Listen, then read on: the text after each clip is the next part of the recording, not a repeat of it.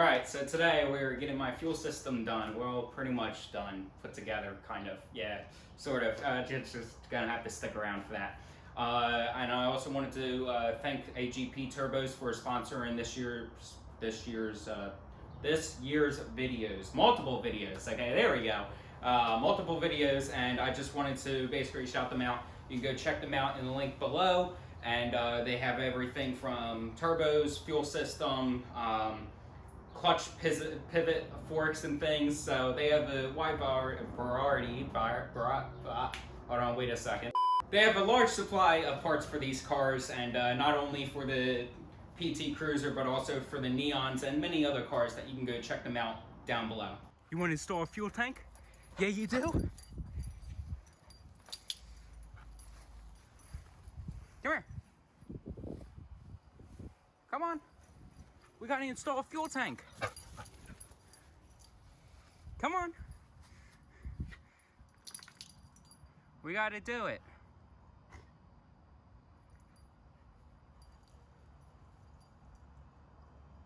Oh, tired. Alright, let's go get this fuel tank installed. Alright, this should be a relatively simple job to do, hopefully. I say that now. So I got to put my gas tank back in, and I decided to just leave the purge system, or the canister system, or whatever you want to call it. Basically, your gas tank will build up in pressure, and this has to release it, and you can naturally vent it. It's not EPA approved, but I mean, it's a race car, so it doesn't really matter. But I couldn't find a good way to do it without introducing like air into the system and different things and expand. You know, it was just going to be simple just to leave the factory system installed, because we know that this does not cause any problems with fueling. So why change it when it's pretty much not broke?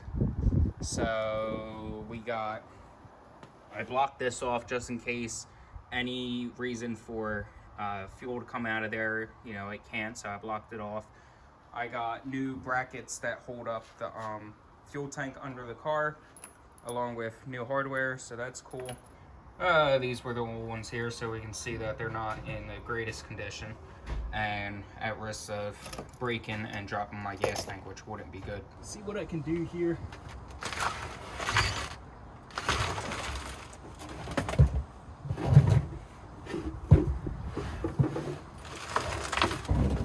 So I didn't have to jack this other side up when I took it out, so I'm not expecting that I'm gonna have to do it now. But, you know, anything can change.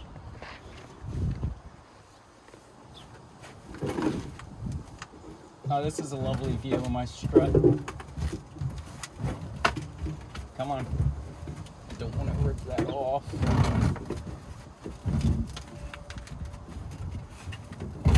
Ow.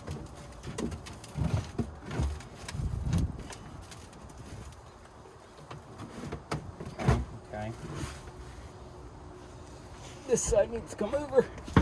Ow. Okay, I'll work this way. That works. So.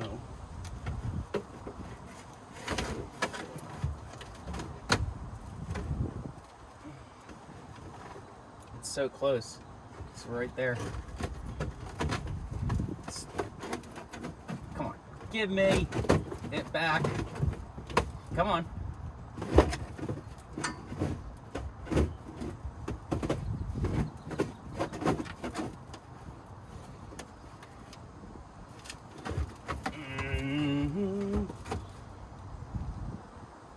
I do have a transmission jack if it comes down to it. So if I really need to have this held up, I can just go ahead and grab that.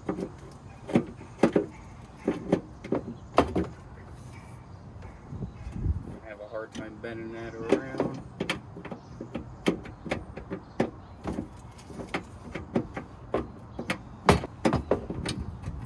Okay. Around that. Straighten out. Around. Okay, go something like that. Maybe a transmission jack would be wonderful right now. Put that just like that. Let's go grab the jack. You're gonna see why I hate this jack in a second though. Alright, so this is my transmission jack. Thank God I didn't spend money on it because it absolutely sucks. Which is why I had it for the past 2 years. Because I think the guy realized it was originally just supposed to be borrowed. And then he just never wanted it back, and I see why. Because it's about as worldly as the garbage right now. It's that bad. Come here. This is the stuff that I never show.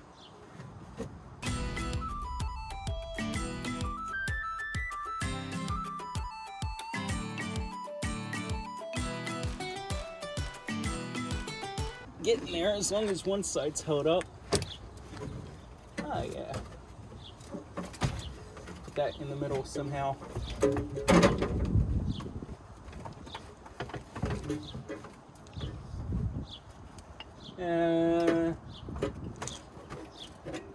It's really close to where I need it.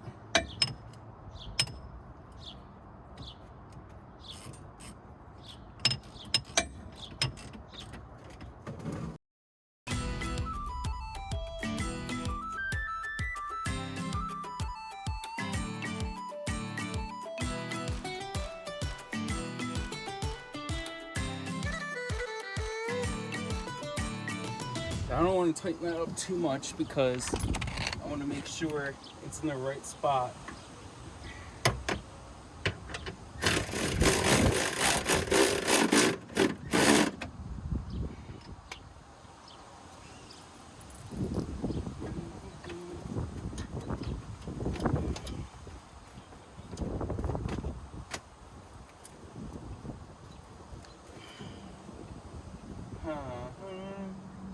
Let's lower this jack.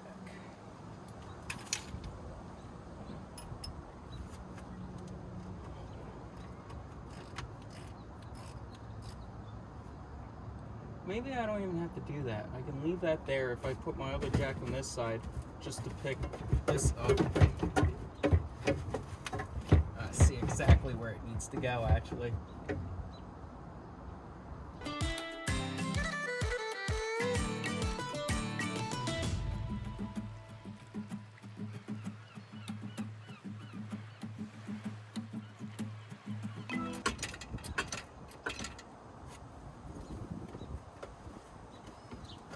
Oh, sweet. That kind of worked out. It's in the right spot. Or close enough at least. No, it's in the right spot. Alright, that wasn't terrible. Get this in here somehow. Ow, my sunglasses. And something got in my eye.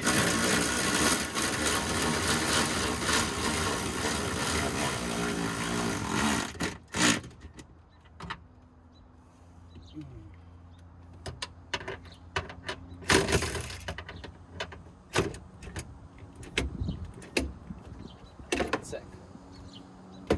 Gotta take it out.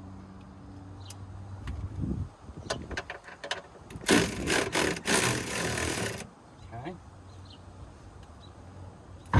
Ow.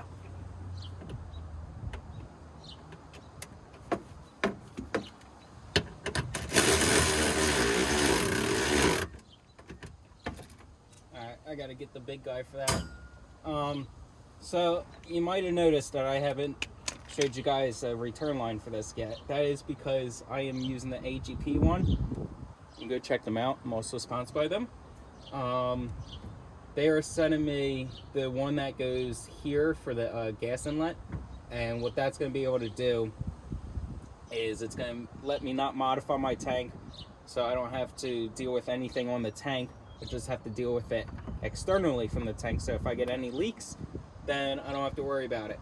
And then plus, since where my pump is and how it's going to work is that this is probably the best spot to introduce fuel into the system to prevent air bubbles and cavitating the pump.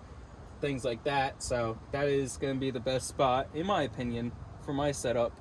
And it's also easy because, like I say, you don't have to modify. You don't even have to drop the tank for it. You can just put it right in for your inlet tube here. Probably not the best position to explain that, but that works. So if this tank's not in the right spot, or this bracket's not. Okay, let's get everything out of here. I gotta grab a different one of these. Okay. So this is my big dog, and this one does 55 foot-pounds.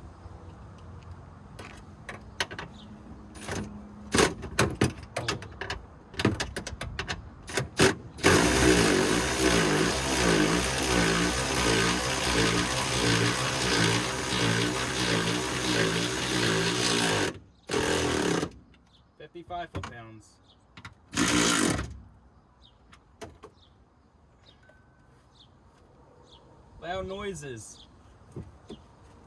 Okay. That looks good. So this connects in here. That's to bleed the system of air and expansion when gas goes in there, things like that. Leave this off now, because like I said, I gotta come in here, cut that, and do my return line in there.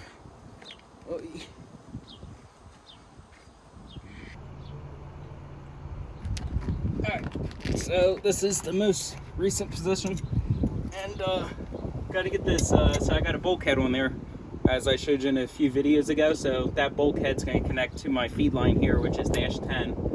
And I might even be better off if I go around the back.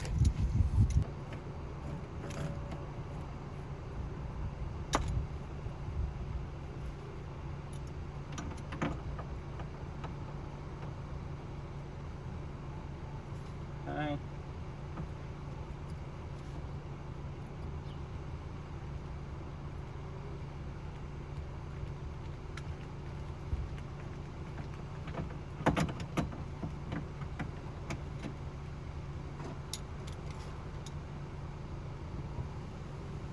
So you can see why I use dash 10 line, and that was because I didn't want to buy so much.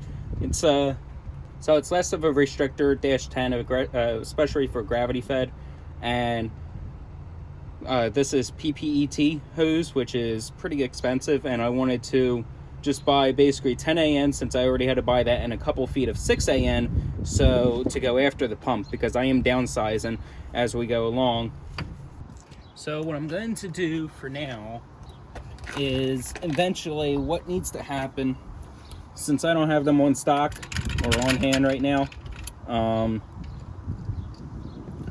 just going to throw 2 self-tappers in here, because what needs to happen is I'm going to put a piece of aluminum across, and then it's going to get through bolted, and then on top of that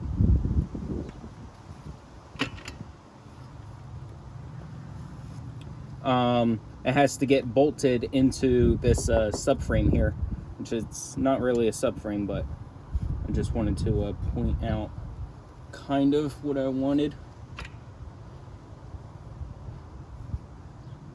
So I kind of want everything to be in line with that, which means that this has to come over a little. Eventually everything's going to get properly strapped, but for now, since things might be changing, I just want to get it up here temporarily.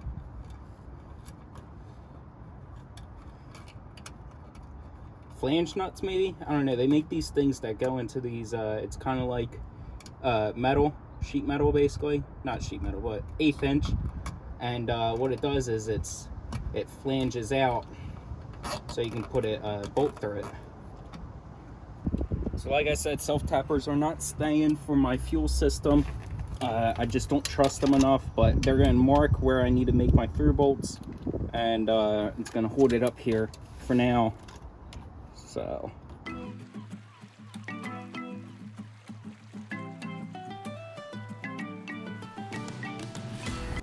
you might also be asking why I went with the external fuel pump. Basically,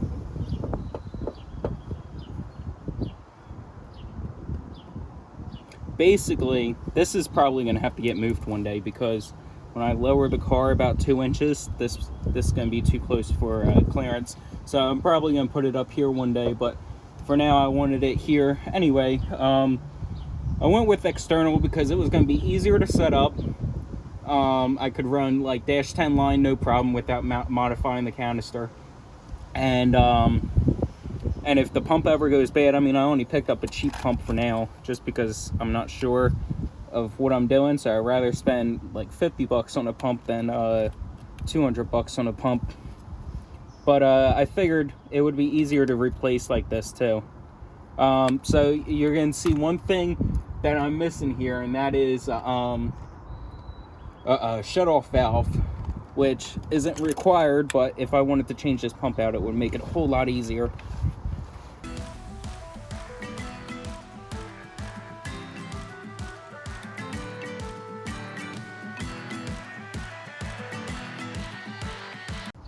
Oh yeah, by the way guys, I know that this is not getting past tech. Like I said, I'm not leaving it like this. I just for now, because I'm going to look at it for about 6 months before I even get to drive it. So here's the setup. Goes right into there. Like I said, this is all going to be squared away when I go and run. So, like I said, I'm going to do probably like a strap here, strap there, another one around there, figure out something for this little piece, maybe not even worry about that, but just get that more stable so it's not, you know, dangling like that. And then up here, I'm going to cut aluminum bars, like flat stock, and going to through bolt with the flange, whatever, and then get this mounted to that. Also going to be bolts, so nothing's going to ever come loose and come out from my fuel system.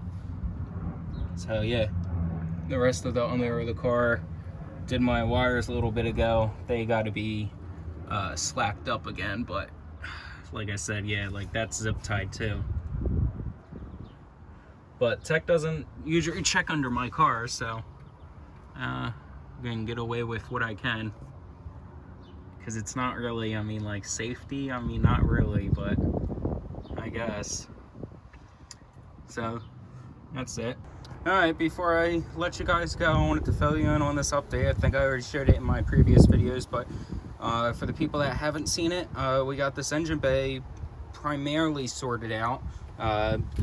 Fixed some of the harnesses here just to make it neater. We got this little section over here cleaned up. I mean, I'm really not going to get any better than that because these wires constantly change with changes and things like that. These are ground, so that's still factory. All this right here is factory, which just looks ugly from factory. This is my ground for the battery. Hold on, wait, what is this? Oh no, it goes on the starter down there. So just some things I need to leave. This is my transmission harness down here, transmission temp sensor. This is my oil pressure sensor here. I just have it tucked behind the boot back there, but yeah, that's that. I did go ahead and try and straighten things up, so I ran wires back here. This is my O2 sensor now, ran back behind. And then the inside, we got it gutted now. So I don't know if I went through this, but basically I took out my dash because I will be, hopefully this year, getting a roll cage installed, and I did not want them to go around the dash. I want them to go through the dash, so I will make the modifications needed there. But I'm not sure what I want to exactly do yet, but I might cut all these support bars out and try and fabricate something a little bit easier and lighter and stronger. Like this dash bar I would like to get replaced with chromoly, and we went through some stuff down there just to make it a little bit neater all around. So that's the solution right now and the update. But other than that, I will see you guys in the next one that I put out, and hopefully that's going to be sooner than later, because at this rate nothing is coming in stock wise. So hopefully I can start showing you guys more stuff. But other than that, I will see you guys.